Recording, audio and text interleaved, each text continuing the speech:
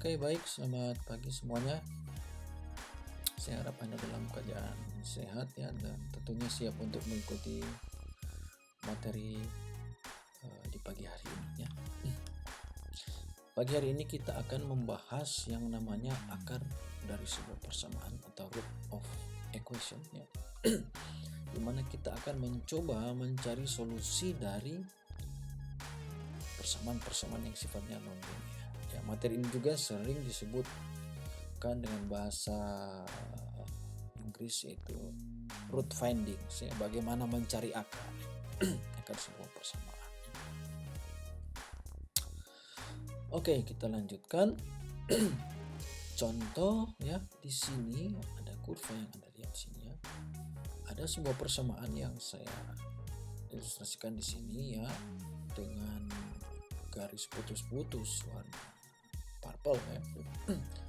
Dimana untuk kasus-kasus persamaan non-linear ini kita akan berpatokan bahwa akar dari sebuah persamaan itu ya adalah terjadi pada saat fx-nya itu sama dengan 0 ya. Secara visual dapat kita lihat bahwa akar itu, yang maksud dengan akar sebuah persamaan non-linear itu adalah ketika sebuah kurva ini memotong sumbu x ya.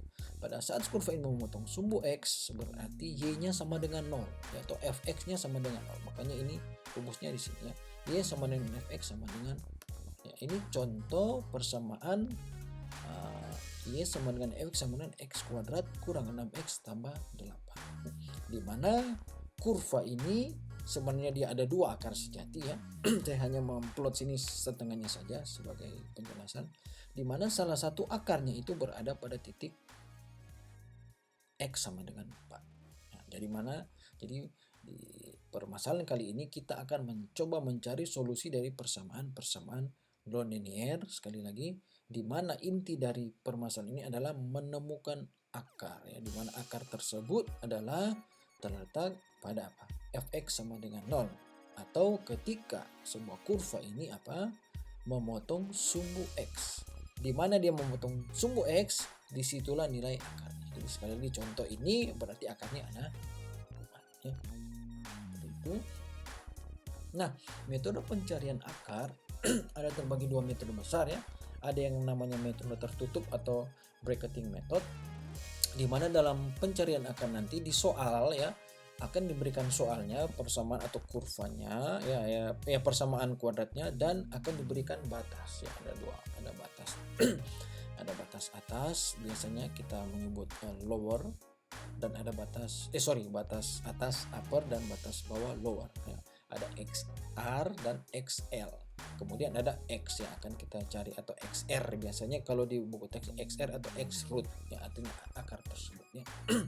Karena dia memiliki batasan tadi, maka dia disebut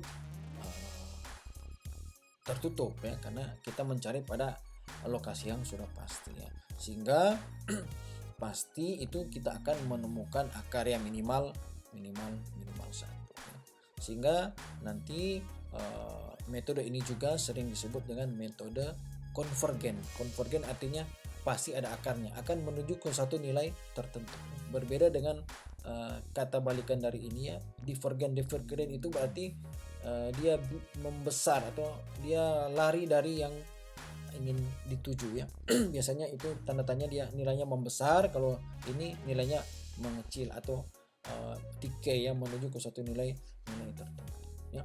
Nah, di sini akan juga saya jelaskan sedikit tentang akar, mohon maaf ya agak lupa tadi. Jadi terkait permasalahan-permasalahan non-linear ini ya, jadi ada beberapa kasus di mana sebenarnya akarnya tidak ditemukan ya. Jika ada kurva yang tidak memotong sumbu x tentunya, misalnya kurvanya seperti ini, berarti ini tidak ada akar karena tidak memotong sumbu x. Begitu juga misalnya kurvanya begini ya, persamaan kuadrat tapi dia tidak menyentuh sumbu x, berarti ini akarnya tidak ada karena tidak memotong. Tapi ada juga yang misalnya kalau sinusoid ya, misalnya nggak terlalu bagus gambarnya, Artinya apa? Ada misalnya akar yang lebih dari satu, seperti ini misalnya, ya.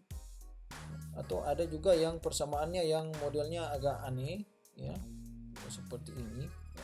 Berarti akarnya ada 1, 2, 3, 4, dan 5. Ya. Jadi seperti ini kasus-kasus persamaan non linear akan itu adalah ada kemungkinan akarnya 1, akarnya 2, 3, dan seterusnya. Ada kemungkinan juga tidak ada akarnya karena memang kurva tersebut tidak pernah memotong sebuah X, ya. Oke, jadi seperti itu. Kemudian metode tadi sudah saya jelaskan tentang metode tertutup, ya. Atau bracketing method. Ada juga yang namanya metode terbuka. Metode terbuka ini dia di soal atau di permasalahan tidak diberikan selang, ya, tidak diberikan. Artinya kita mencoba menebak, ya, ke arah mana semuanya akarnya, atau akarnya ada di mana, ya. Apa kita harus turun ke bawah atau naik ke atas, kita tidak diberikan clue, ya. Sehingga kita memberikan yang namanya nilai awal atau nilai tebakan semuanya. Yang nilainya sembarang, ya, nanti kita lihat nanti di permasalahan di contoh-contoh soal, ya. Jadi karena dia tidak ada batas, maka bisa saja, ya, hasilnya bisa saja dia divergen, ya, bisa saja divergen. Kalau tadi metode tertutup sudah pasti karena diberikan selangnya sudah pasti akan dia konvergen, ya. Tapi kalau ini ada kemungkinan dia menjauh, ya, membesar, errornya membesar atau nilainya menjauh, ya, tidak menuju 0, ya, sehingga ada kemungkinan divergen, ya. Jadi memang metode terbuka ini tidak selalu berhasil menemukan akar, ya. Jadi itulah dua metode yang saya coba jelaskan di sini sehingga Anda mengerti, dan dua mungkin kata baru yaitu yang Anda baru dengar mungkin, ya, konvergen dan divergen. Jadi sekali lagi kalau yang namanya konvergen dia menuju ke suatu nilai tertentu atau menuju ke akarnya, ya. Biasa kita akan melihat dengan indikasi angkanya semakin 0, ya. Misalnya ini kalau di sini ada katakanlah ini ada sumbu koordinat, jadi misalnya dia turun dia akan steady state di sini, ya. Dia akan menuju 0 dan akan decay. Ini istilahnya decay, ya, menurun lama-lama semakin kecil. Itu istilahnya konvergen. Tapi kalau divergen tiba-tiba misalnya Anda start dari sini dia misalnya naik ke sana, ya. Artinya jarak dari sini, ya, semakin jauh, ianya semakin membesar. Nah, itulah divergen dua kata yang ingin saya jelaskan di sini. Jadi jangan heran nanti saat Anda melakukan perhitungan ada kadang hasilnya mengecil, ya, ada yang membesar. Jadi ada dua istilah tadi, konvergen dan divergen.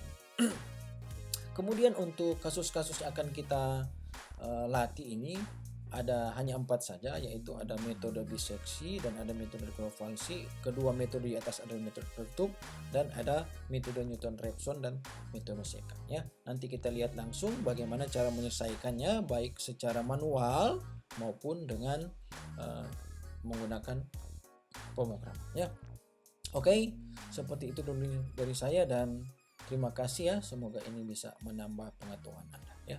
Selamat pagi semua.